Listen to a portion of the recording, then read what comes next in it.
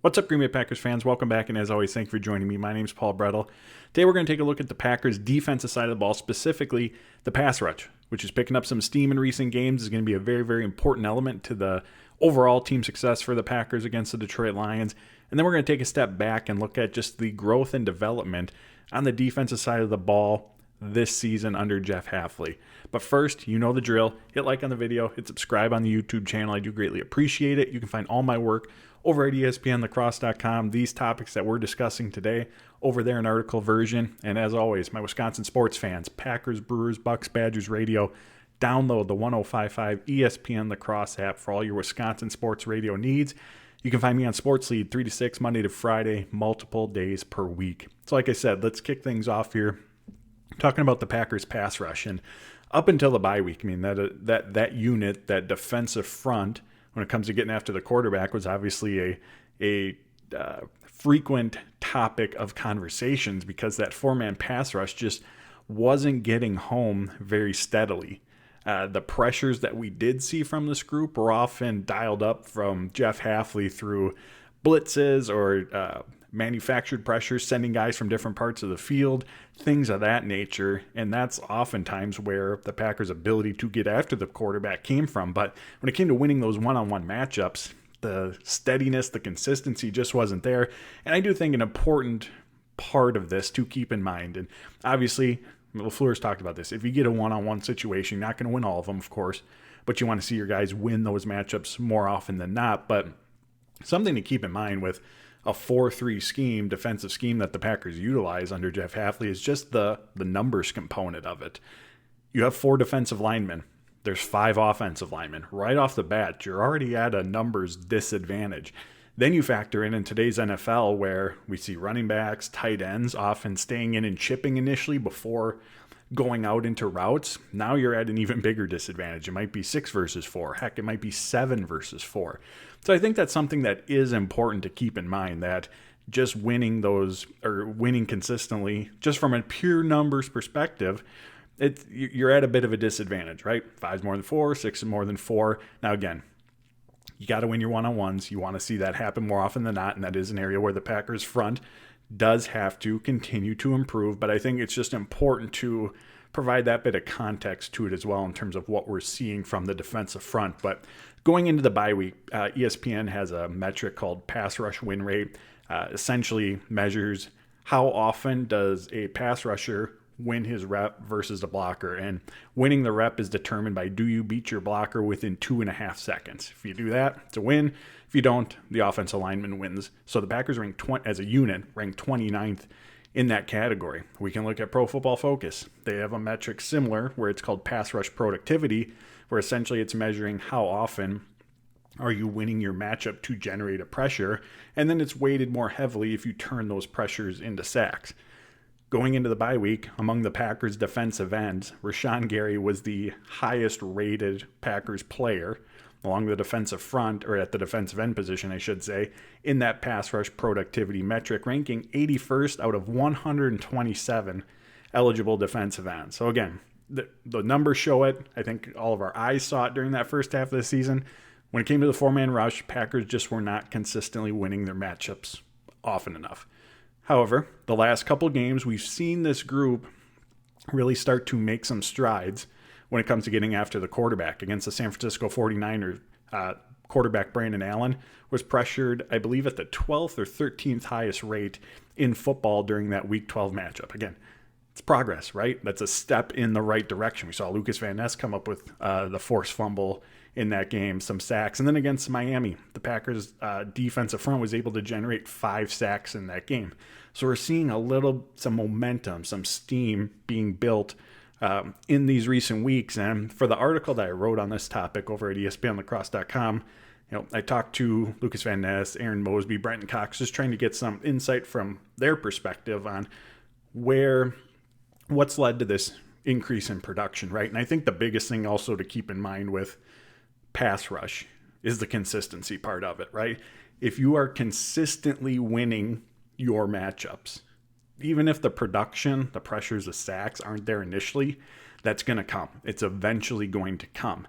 And so I think the ability of these guys to in these last couple of weeks to win more often is putting them, of course, in positions more frequently to go and make those plays.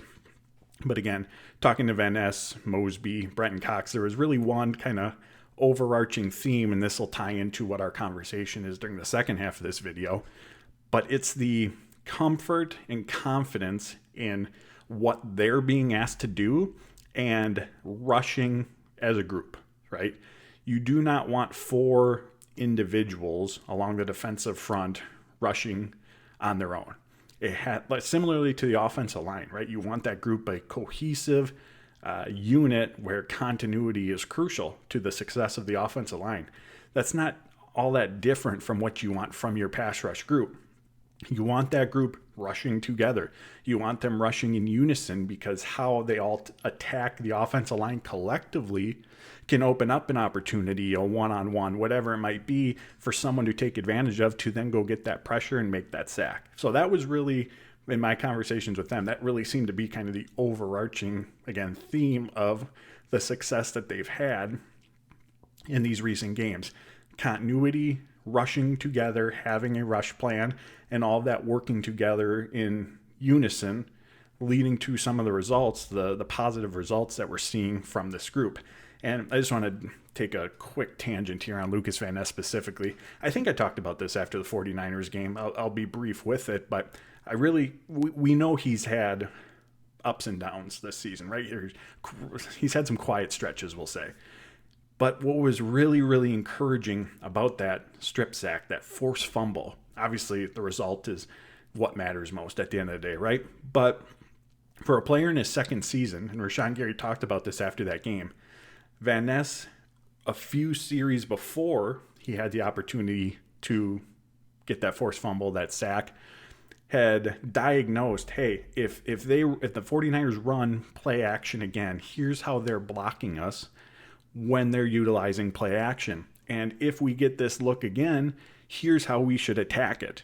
So he's diagnosing in real time how they're blocking the Packers defensive front, relaying that information to everyone else, the defensive line coach, formulating a plan of attack of, all right, if we get this look, here's what I'm going to do. And then he went out there and executed on it. Again, at the end of the day, the results are what you want to see. But for a young player, I think that shows tremendous growth, right? Growth and development in terms of, again, understanding what's happening around you. And I think for Van Ness, who came to the NFL as a pretty raw prospect, right? Had fewer than 1,000 career college snaps at Iowa, played defensive tackle before moving out to defensive end that final year. We know he has the ability to win with power, right? I mean, we know that. But for a defensive end or any pass rusher, what's your counter? Because you can't just run around everyone at the NFL level speed. You can't just run through everyone with power. They're going to stop you, right? So instead of being taken out of the play instantly, what's your counter to that? And I think that's always been really the biggest hurdle for him at this early portion of his career. So I think him recognizing that in real time, diagnosing, coming up with a plan of attack, and then executing on it, and which led to the sack and a forced fumble, I think is really, really promising. And he carried that momentum over into the Miami game as well. So we're starting, like I said, we're starting to see some juice from this Packers pass rush. And I think it was before the Miami game, Jeff Hafley spoke about Rashawn Gary as well. I mean, he is steadily picking up more consistency in terms of the production component of it as well. And now as we look ahead to Thursday night's game against the Lions, again, this is going to be a pivotal part to it. Jared Goff, pressure and no pressure, we know he has the ability to pick apart really any defense, but pressure is by far the better alternative than letting him sit in a clean pocket. According to Pro Football Focus, from a clean pocket, Jared Goff is completing almost 80% of his passes, a ridiculous number. It's averaging 9.2 yards per attempt. I mean, those are big plays that he's creating from those clean pockets. These aren't just checkdowns that he's taking advantage of, right? However, from when he's under pressure, that completion rate drops down to 55%. His yard per pass attempt, I think, is in the 7.2 range. Still pretty efficient overall, especially considering he's under duress. And even his completion rate, too. Like I said, pressuring Jared Goff with the caliber quarterback he is, the level he's playing at right now, it's not going to guarantee any sort of success. But again, it's better than the alternative of him playing from a clean pocket, and something to keep our eyes on. Taylor Decker, Detroit's one of their offensive tackles, his status is very much up in the air for this game. So something to be mindful. But the Packers, if they get those opportunities, have to take advantage of them from a pass rush standpoint. Now, that's why I said if they get those opportunities, because in order to rush the passer, in order to have the ability, the opportunity to get after the quarterback, you got to eat your vegetables on early downs. You got to stop the run game. And I'm not going to go deep dive into the Lions run game, Packers run defense. The previous video that I have posted goes into all that, so check that out for more detail. But success for this Lions offense, in short, starts with the run game. You got Jahmyr Gibbs, you got David Montgomery, one of the best offensive line units in football. And when the offense is able to stay ahead of the sticks, like the Lions often are, it takes away from your pass rush, right? You don't have that ability to just pin your ears back and get after the quarterback when it's 2nd and 4. You got to be mindful of the run game. You got to be mindful of play action. You got to be mindful of all the motion, the misdirection that the Lions utilize. I mean, all of those elements take away, their offensive line obviously is really good in pass protection, but take away that element of it. And this is still a hard group, or a hard offensive line team offense to pressure, again, because of the run game, the play action, the motion, the misdirection. Aaron Mosby said you got to be very, very aware of all that eye candy and not let it take away from your job, your responsibility on that play. So pass rush getting after Jared Goff, going to be really challenging, but they're trending in the right direction, and it's going to be very, very important. For the second part of today's video, like I said at the start, we are going to take a step back, kind of 30,000 foot view of this Packers defense, which in addition to the pass rush, I think as a whole, again, discussed this a video or two ago, they're hitting their groove. They're finding their stride. And I think as we look for the reasons behind that, again, we always talk about this very, very nuanced game. There's always a million factors in play for any success or failure in the game of football. But I think a key catalyst right now is we, come out of the bye week, go beyond the halfway point of the season. It's the comfort and confidence of many of these players within Jeff Hafley's scheme system as they get more reps, as they get more in-game experience, that's resulting in the fast, physical, very, very productive play that we're seeing from this Packers defense as a unit. And while we all want results right away, right? Regardless of what it is, whether it's football, life in general, want to see results as quickly as possible. When you're implementing a new defensive scheme or any scheme in general, it takes time. It takes more than just OTAs and mini camp and training camp to get everyone on the same page and operating and functioning at a high level with a playbook, a scheme that's always evolving. And so I think as we get to the halfway point, now we're beyond it, I think there's just this added comfort that we're seeing from this Packers defense as a whole. And I think a prime example of that is a player like Lucas Van Ness, Quay Walker, Keyshawn Nixon, TJ Slayton, guys who have had some ups and downs or quiet stretches this season, are really starting to play their best football. And I think it's coming from, again, that confidence, comfort in what they're being asked to do. Coming out of the Bears game, Jeff Hafley said that performance wasn't to their standard. And I think we can all agree, having watched it. But there was, I think, a fairly big positive that came out of it as well.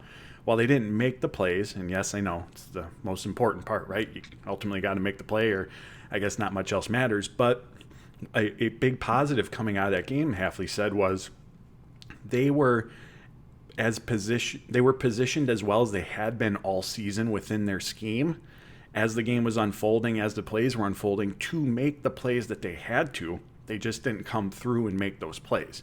So obviously the result is not what you want, but from a process standpoint, I think that, and Hafley, I think, was alluding to this, showcased that they were on the right track, right?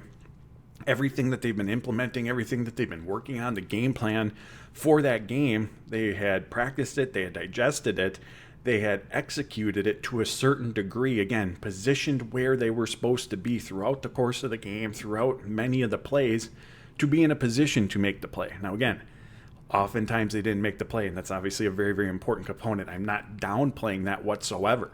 But in the grand scheme of the NFL season, and again, we've heard LaFleur talk about this, consistently getting the process right will lead to the results that you want to see. Maybe if in that moment it doesn't, or in that game it doesn't. So I think coming out of that game, there was a lot of, despite the performance, again, there was a lot of encouragement, again, because of the execution for the most part throughout the course of that game. And then as we get into San Francisco game, as we get into the Miami game, we start to see that execution, the process component of it, continue to be correct, and then the plays are being made as well, right? And then you get these performances where you're going up against a Christian McCaffrey, Devin Achane, Tyreek Hill, Jalen Waddle, and you're containing these very, very dynamic, big play threats throughout the course of a game. I mean, even with things not going all that well against the Bears, they still only gave up 19 points to Chicago. And over the last 3 games, the Packers are surrendering just over 15 points per game, right? And they held a Miami offense that was averaging 29 points per game in their previous 5, had put up over 30 points in 3 of those 5 games. They held them to 17 points. Again, against a player of Christian McCaffrey's caliber, who can make any defense, any player look silly out there. They contained him. They contained Devin Achane as well with Miami. We're seeing this group find their groove, hit their stride. And again, going back to it all, I think it starts with the comfort, confidence in what they're being asked to do. Like I said, while the playbook, the scheme is being implemented in OTAs, in mini camp and training camp, it's not as if you get to the end of August and you say, all right, you know it all, good to go execute it, right? We've heard Matt LaFleur talk about it. There's a very, very big difference between knowing the playbook, right? Knowing on paper in the meeting rooms, all right, on this play call, here's what I'm supposed to do. That's completely different than going out on the football field when everything's moving at lightning speed and having to execute it on it. And also keep in mind, this playbook, the scheme, while there's the general scope of what you're asked to do as a defender within what your responsibilities are within what the scheme is, things are constantly changing, right? You may have your responsibility, and if you get this look from the offense, you know how to react in that situation. But every offense is going to throw something different at you, right? And if you've never seen it before within what you're being asked to do in this defense, it's brand new. You won't know it until you see it in live action, until you go out there and execute on it. And all the preparation in the world isn't going to prepare you. You know, you can obviously be better prepared. You can be more prepared. You can be as well equipped as possible to handle these variety of looks. But at the end of the day, you got to react in that moment. And if something is different or it's something that you haven't seen before, you just got to react in the moment to the best of your ability. But then as you bank those reps, as you see more plays from the offense, as you see how all these different teams are attacking you, what you see in week 2 versus week 7, obviously you're going to know how to respond to it better later on, having gotten those reps, having been in the fire, so to speak, having gone back and evaluated it, watched the film, taking away the teaching points, practice them, and then go out again. When you see it again, you're obviously going to be better prepared to go out and handle that situation. That's just what the offense is throwing at you, right? Those are just the differences, the variations that you're seeing in that regard. But the Packers and what Hafley's asking of his defenders, that's changing constantly too, right? Hafley has said this, like, this isn't just, all right, here's the playbook, go learn it. Once the regular season starts, you're good to go.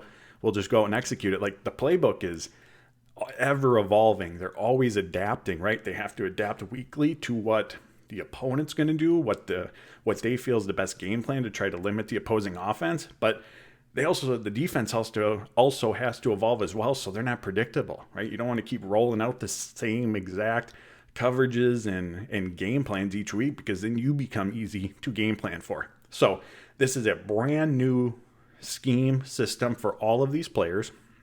And then keep in mind, it's always changing, ever evolving throughout the course of the season, both in what Hafley's asking of his defenders and also how offenses are attacking the Green Bay Packers defense, where they think the weak points are. So the the growth that we're seeing from players like I mentioned, Lucas Van Ness, Quay Walker, I think a lot of it does go back to, again, just the reps, the experience, the comfort that they're gaining within the scheme of, all right, here's my responsibility on this play. Having now seen a variety of different ways, things that opposing offenses might throw at them, and knowing how to respond in the moment. I mean, whether it's football or pick out any sport, right? Overthinking it slows you down, right? I think Ben Simmons, the Packers running back coach, has said this quote before: if you think, you stink, right? You just want to be out there on the field, reading the offense and reacting. Because we all know, in the game of football at the NFL level, a split second of hesitation, half a step in the wrong direction, it's all it takes, right? It's all it takes for a running lane to open up. It's all it takes for a passing lane to open up. It's all it takes for the ball carrier to blow right past you for a big gain. That is all it takes. So when you diagnose and you're just reacting right away, not necessarily thinking as much, you're just your instincts are taking over because of the preparation that you've put in, because of the confidence that you have in the scheme and what your responsibility is. That's when everyone's playing at their best. I mean, Quay Walker talked about it after the game. He's just out there reacting. He's just out there playing right now. And we're seeing someone who's in the right spots in coverage. We're seeing someone who's knifing through blockers, someone who's flowing sideline to impact the running game, making plays at the line of scrimmage. We already talked about Lucas Van Ness. And again, just the real-time growth, development we're seeing from him in that 49ers game, building upon that performance, knowing how to attack offensive lines, how to counter the counters that he's getting. Keyshawn Nixon, again, on the boundary, getting more reps on the boundary, more comfort. All offseason, we heard about this fast, physical play that Jeff Hafley wanted from this Packers defense. And again, we've seen this throughout the season from this Packers team. It's not as if it's all starting now, but I think for several of these players, those reps are really starting to take hold, and that's why we're seeing this increased level of play from them. But we heard all about this fast, physical play from the Packers, or that Jeff Hafley wanted from this team. And again, a lot of that starts with the confidence, as we just talked about. In order to play fast and physical, you got to go out and react. In order to just react quickly, you got to know what's being asked of you and what your responsibility is. And that goes back again to preparation. And like I said at the start of all this, reps. You can prepare all you want, but if you get a new look, something you haven't seen before, I mean, there's only so much you can do, right? You have to, like anything in life, you have to get the real life reps, real game experiences to ultimately see it all, to grow as a player, and then to know when you get something similar down the road, how to react to it in that moment. So I really, really think that as the season has progressed, and again, there's more reps, experience being gained, that's leading to comfort, confidence, fast physical play. And another component to all this is the Packers coaching staff. It's not only the players that have been doing the learning, right? The scheme, the playbook, all of those aspects, but the coaches are learning how the players' specific skill sets, what they do best, can be best leveraged within Jeff Hafley's defensive scheme, right? So there is some, to a degree, and this takes place in practice often, some experimenting, right? That's taking place where you're putting guys in different positions. You're asking them to do different things, again, to get a baseline of, all right, where do they excel? How can we leverage that ability that they have that fits within the scope of what our scheme does, given the opponent that we're up against this week? So there's a learning curve really for the coaches very much involved as well. And this even goes back to the offensive side of the ball last season. And remember Matt LaFleur, we were pretty deep into the season. It was week 7, 8, 9, somewhere in that range, right around the halfway point, where he was still talking about still learning, because they had all the rookie receivers, the rookie tight ends, still learning, again, what those players do best, and then how to leverage that within his offensive system, within the game plan. So the point of all this, again, we want results right away, but this stuff takes time, and it takes extra time because, like we talked about, so many moving parts. How the offense attacks you, the defensive changes you make each week. There is a lot in play, but I think right now what we're seeing is all of it start to come together for several of these guys, right? And I think that's been a catalyst in these recent games into the level of play that we've seen. Ultimately, at the end of the day, we've talked about it here. Jeff Hafley actually mentioned it recently. You want to be playing your best football at the end of the season. Playing your best football, coming out the gate swinging in September, October, it's great. Like, you want to win games, you want to bank some wins, but it's more important that you're playing your best ball in December, right? And right now we're seeing a Packers team that as a whole, we talked about with the pass rush, but the defense as a whole is picking up steam right now. And this isn't to say that they're playing their best football. They have a massive test in the coming day against the Detroit Lions. But this is a team that's trending in the right direction. This is a team that we got 5 games to go, and they are headed in the right direction right now. So it's obviously the next step is for them to build upon that, to make sure that the play that we're seeing from Walker, Van Ness, and others these last couple weeks becomes the norm and not the outlier. But I think the confidence, the growth is leading to fast physical play because of, again, just the comfort level of Hafley's defense and what they're being asked to do. If you made it this far in the video, you know what to do. Hit like, hit subscribe. I do greatly appreciate it. You can follow me on Twitter at Paul_Brettel. Find all my work over at ESPNlacrosse.com. My Wisconsin sports radio fans, download the 1055 ESPN Lacrosse app. Till next time, friends, take care.